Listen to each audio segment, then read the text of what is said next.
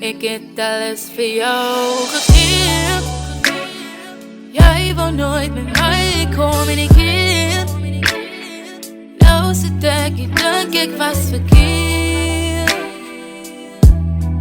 Was ik toch verkeerd? Ik heb alles voor jou gedaan.